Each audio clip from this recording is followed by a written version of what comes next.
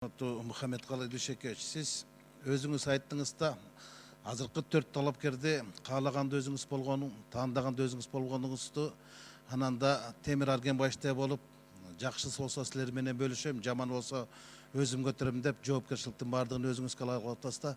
Анан башында баяндамаңызда айттыңыз, бұлар реформа жүргізе тұрған жаңы кадрлар депчи.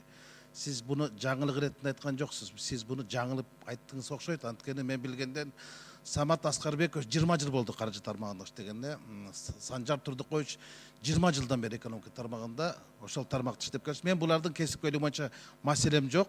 Мүмкүнчүлүк беришибиз керек. Башка эки талапкер боюнча менде суроолорум бар. Анан бирок булар эми жаңы кадрлардын катарына кирбейт. Булар баягы эски колоданын эски карталарындай. Карапайым эл билет. Мына Санжар Турдукович экономика министрлигине экинчи жолу келип атат. Дастан Доғоевтың мұрын комитетті башқарып кеткен, азыр башқа комитетке келіп атат. Бұлар эми жаңы емес та. Бұлар мұрын реформа жүргізе алған емес. Азыр қаншалық деңгээлде реформа жүргізіп кетет өз тармақтарында. Эми мұны жоопкерчиликти өзүңүз алып атасыз. Дастан Давлетович, сиз паспорт чыры боюнча козголгон кылмыштын күбө катары өтүп жатасыз да. Айтып бериңизчи, ошол тендер качан башталган, качан жыйынтыкталган? Мен мамлекеттик каттоо кызматынын төрагасынын кызматынан 14 февралда 2018 жылы кеткем. Тендер болсо 2018 жылы мен маалыматым боюнча ай айында даярдалып, анан күзүндө жарыяланып, анан алар чечим чыгарган. Мен тендерди даярдоо, аны өткөзүү жана жыйынтыгын чыгарууда эч кандай тиешим жок. Ал эми бул маселе боюнча мен улуттук коопсуздук мамлекеттик комитетине күбө катары маалымат бергем. Мунун эң негизги себеби 2014 жылы июнь айында мен мамлекеттик каттоо кызматынын төрагасынын орун басары болуп дайындалгам. Ошол мезгилде Кыргыз Республикасынын өкмөтүнүн атайын иш-чара планы бекитилген. Бул иш-чара планда 3 негизги багыт бар болчу. Биринчиден болсо бул биометрикалык маалымат базасын түзүү, бирдиктүү маалымат, калктын маалымат реестрин түзүү, анан биометрикалык паспорттарды киргизүү. Ошол жерде мен жана системаларды киргизүү боюнча өзүм катышкам. Ошого байланыштуу мен маалымат берип чыктым.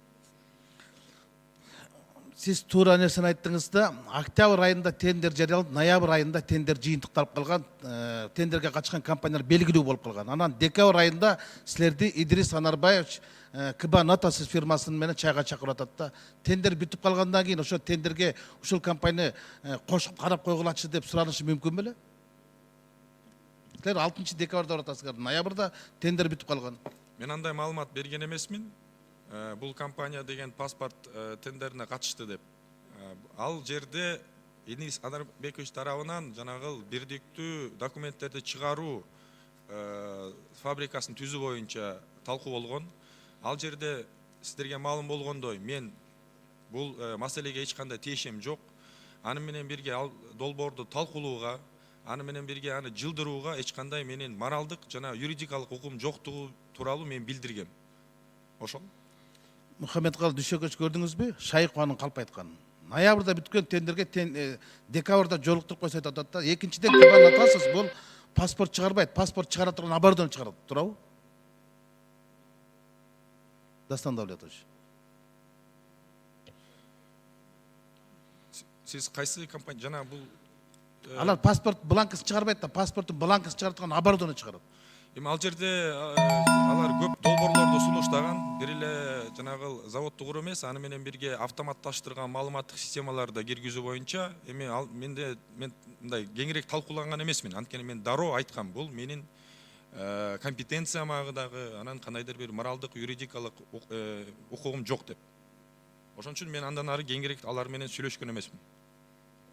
10 секунд. Баары деле качып атасызда. Анда айтыңызчы, мамлекеттик басмакана куруш керекпи ушундай чырлар чыкпаш үчүн?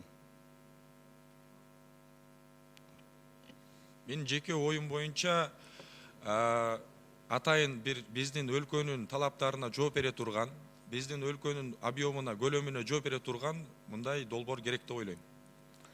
Мұхаммед Қалай Дүйшекевич, сиз да ойлойсузбу ушундай мамлекеттик басмакана куруш керек? Өзүбүздүн паспорт, өзүбүздүн акчаны, өзүбүздүн акциздик марканы салат. Акча жагын айта албайм, себеби дегенде ар кандай экономикалык эсептери бар экен, бирок биздин мамлекеттик баалуу кагаздар, документтердин баарын өзүбүз чыгарышыбыз керек. Мисалы үчүн мен ойлойм, келечекте учкунду күчтөшүбүз керек. Учкунду күчтөп бир компания болуш керек. Ошол жерде бардыгын жанагыдай маалыматтык коопсуздук, экономикалык коопсуздук, жалпы эле мамлекеттик коопсуздукка тиешелүү бүт иш чараны көрүп, ошол жерде ошондой баягы илгери айтышчу режимный объект депчи, ошол сыяктуу система келиш керек азыр.